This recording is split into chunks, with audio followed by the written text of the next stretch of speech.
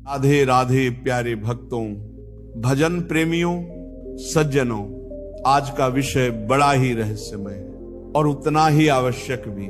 हम सब जीवन में कभी न कभी पाप कर ही बैठते हैं, कभी जानकर, कभी अनजाने में। पर जब किसी जीव का भाग्य बदलने लगता है, जब उसका अंतःकरण शुद्ध होने लगता है, जब वो भगवत पथ की ओर मुड़ता है, तो उसके जीवन में कुछ अजीब संकेत आने लगते हैं।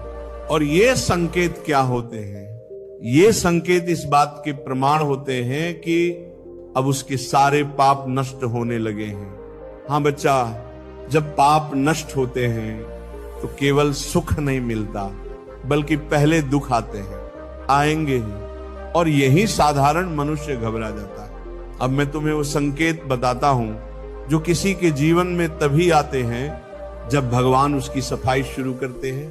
पहला संकेत, निकट के लोग विरोध करने लगते हैं। जी हां, जैसे ही कोई व्यक्ति भक्ति पथ पर आता है, उसके अपने ही लोग उसका उपहास करने लगते हैं। तू संत बन गया है क्या?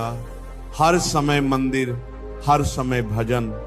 ये विरोध कोई सामान्य बात नहीं। ये बताता है कि तुम्हारे भीतर जो पुराने संस्कार हैं, उनकी जड़ें हिल रही हैं। दूसरा संकेत, अचानक दुखों की बाढ़ आ जाती है। तुमने किसी का बुरा नहीं किया, फिर भी लोग तुम्हें गलत ठहराने लगते हैं। तुमने किसी का धन नहीं छीना, फिर भी आर्थिक संकट आ जाता है। बेटा, ये सब तेरे पापों की अंतिम किस्तें हैं। जैसे कोई कर्ज चुकाते समय आखिरी भारी किस्त आती है, वैसे ही जब पाप पूरी तरह जलने को होते हैं तो उनका अंतिम ज्वाला बहुत तीव्र होती है। तीसरा संकेत, मन बार बार भजन में लगना चाहता है, पर व्याकुलता बढ़ती है।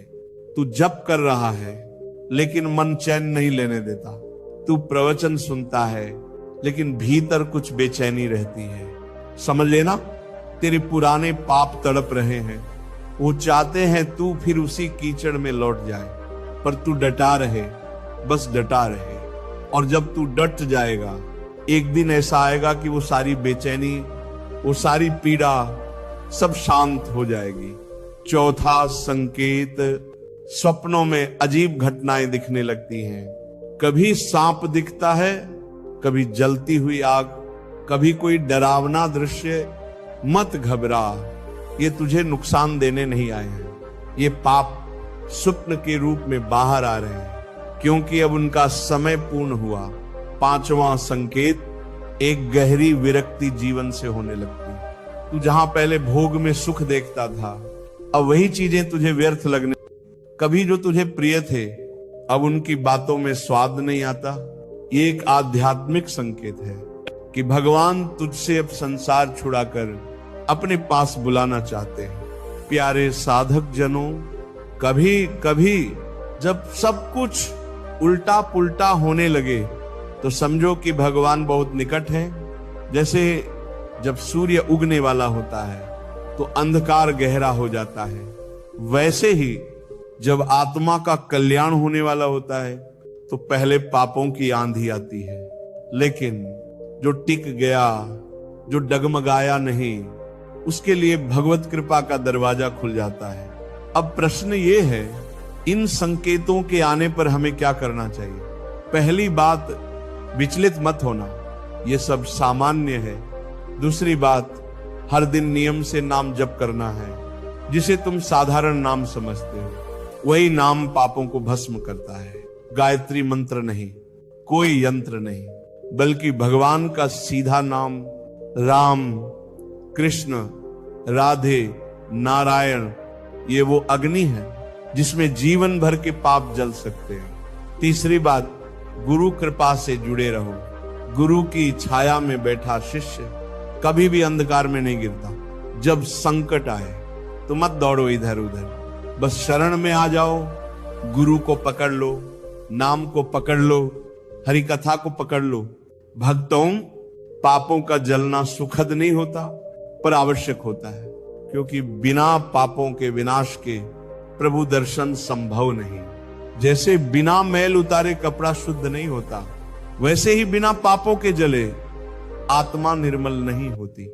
इसलिए अगर तुम्हारे जीवन में ये संकेत आने लगे हैं तो आनंद मनाओ, मत घबराओ, मत रुक जाओ। समझो, भगवान तुम्हारे निकट है। पापों के अंधकार के बाद ही प्रेम का प्रकाश प्रकट होता है। तो चलो, अब से जब भी कष्ट आए तो रोना मत, बल्कि कहना, प्रभु धन्यवाद, आपने मेरे पाप जलाए, अब मुझे अपने प्रेम में लीन कर लो।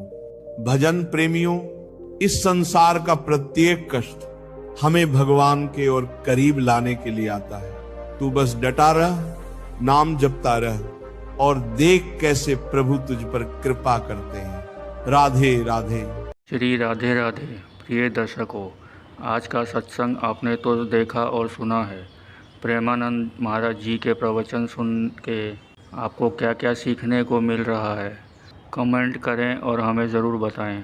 प्रेमानंद महाराज जी के प्रवचन सुनने के लिए हमारे चैनल ज्ञान साधना को सब्सक्राइब करें। फिर मिलते हैं एक और नए वीडियो के साथ।